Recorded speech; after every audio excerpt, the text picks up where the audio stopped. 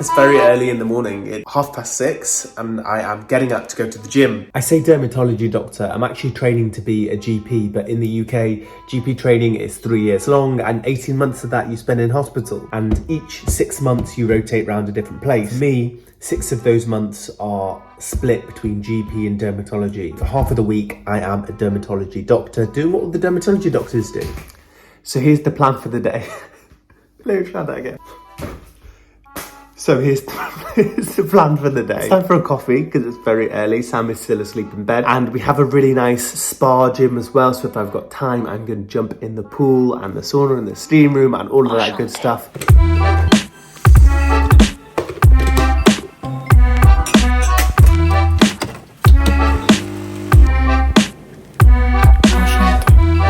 How disgusting is that?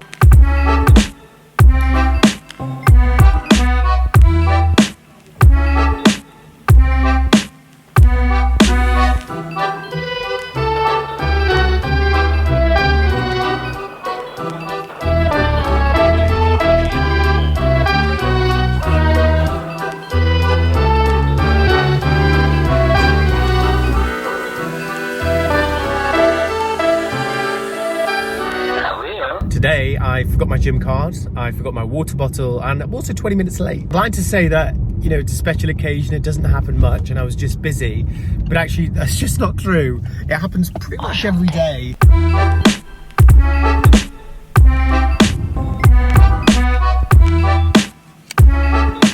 Hi, are you okay? I've forgotten my card, unfortunately. So it's Kiran, and surname Morjaria. One of the nicest things about this gym is the free tax. Look who I've met at the gym. You're late, mate. What time is this? Dressed in his camo, grey camo. Pick it up, pick it up, pick it up, pick it up. You see the drip, yeah, I'm fitted up. Hop in my car and the giddy up. Secure the bag, yeah, I get the bus. Pick it up, pick it up, pick it up. You see the drip, yeah, I'm fitted up. Hop in my car and the giddy up. Secure the bag, yeah, I get the bus. Pick it up, pick it up, pick it up. So I finished at the gym and now I'm driving to work. I almost always shower at the gym and everything's a lot quicker there. I'm running late as per usual.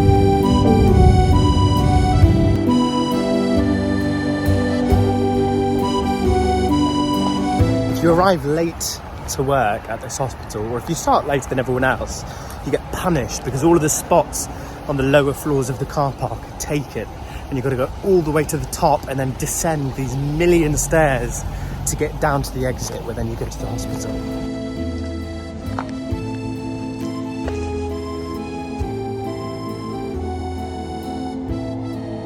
Definitely do not have time for breakfast because I was too slow doing my things. So, plan is to have my Huel and head straight to clinic.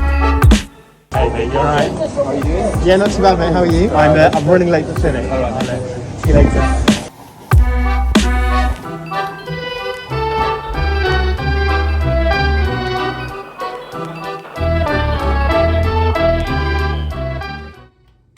This morning I'm in emergency clinic in dermatology. So if you've gone to see your GP and you've got some acute dermatology problem, you can get referred into this clinic. I was working with 2 registrars in a central room. The patients were in 2 adjacent joining rooms. The flow of the patients is really good. So a patient goes in, the doctor goes in, the doctor goes back to the middle room, and then the patient leaves that room and a different patient takes their place. The kind of things that we see in this emergency clinic are blistering skin rashes like bullous pehphigoid or pemphigus vulgaris, really bad eczema, infected eczema, erythroderma, different types of rashes that, you know, people aren't sure what they are, so they get sent to this clinic so then we can decide what to do with them. When the patient comes into this clinic, the outcome is one of 3 things. We know what it is, we treat it and send that patient away, treat it and see that patient back in clinic, or it's really bad and actually they need to stay in the hospital and be an inpatient in dermatology. You might be thinking, I didn't know dermatology had inpatients. I didn't either until I started this job. There are actually people so sick with their skin that they need to stay in the hospital for treatment.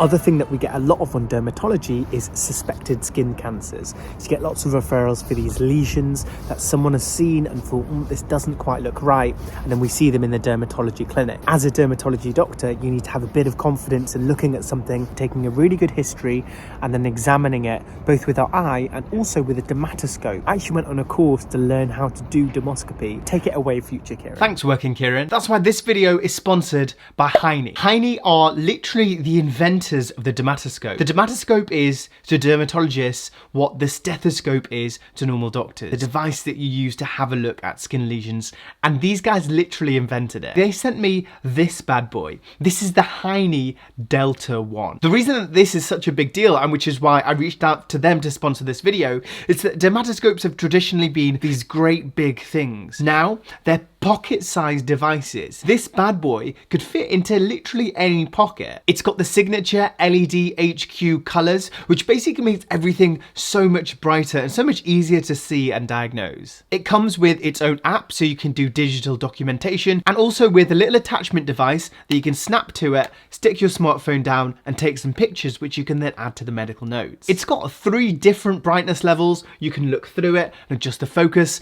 and with literally the click of a button, flick between polarized and non-polarized light. If you've not done dermoscopy and you aren't a doctor, that may not mean a lot, but that's a really cool, nerdy thing to be able to do. Big thanks to Heine for sending me this and sponsoring this video. I will leave all the links in the video description. Now back to you, Hospital Kiran. One of the things I absolutely hate is just having a patient with a rash, looking at it and sitting there and thinking, I have no idea what this is. And when I started in dermatology, I've been here 6 months now. When I started, I just, it happened so frequently. Now I've got a little bit more of an idea of the kind of things I'm looking at, or at least having a good go at what I think it is and the kind of treatments that would work for it. The morning is done, emergency clinic finished. It's time to get some lunch, not out here, because it is absolutely freezing, and that's why I'm the only one here and why I've got a massive coat on. So I've got my lunch already. I'm going to head to the doctor's mess and I'm going to eat there.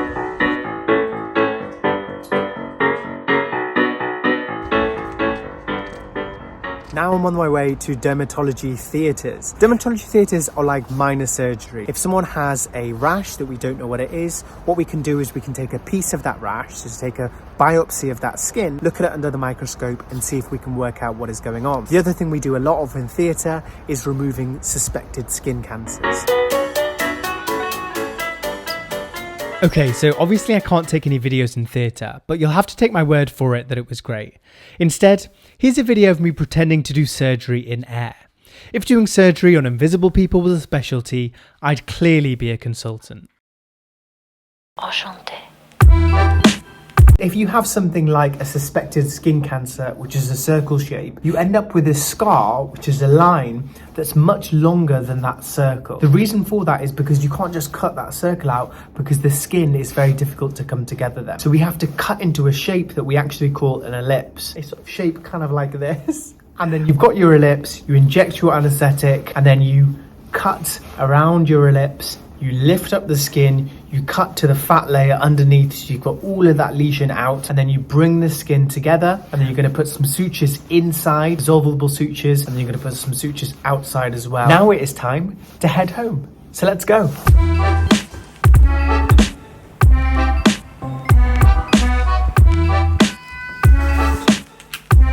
Home from work now, finally, gonna get changed. Sam has also just arrived and she's got some packages with her. What a surprise. Normally what I do in an evening is I will have a look through my video ideas. I'll have a look and see if I can script anything and have a look if I am in the middle of editing anything. At the moment, I am in the process of editing a video. So I'm gonna spend about half an hour, 45 minutes or so trying to do that.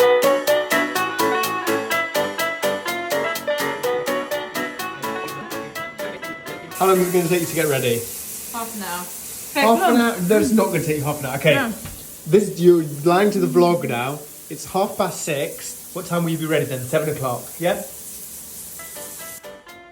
Matching coat team. What are you doing? I'm looking at the menu for where we're going. Have you ever been to a restaurant and not looked at the menu before? I always look at the menu before. We're on the way to a place called Maki Maya, which is sort of like a food court, but it's one of our favourite places to go to, especially if you don't have a reservation, because you can just turn up. They have loads of different kinds of food as well, but we always go back for the drunken noodles. We are addicted to them.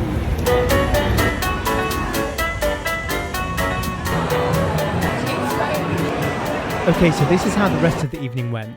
We ate our noodles, then we went to get dessert at this little Japanese souffle bar next door, which was absolutely amazing.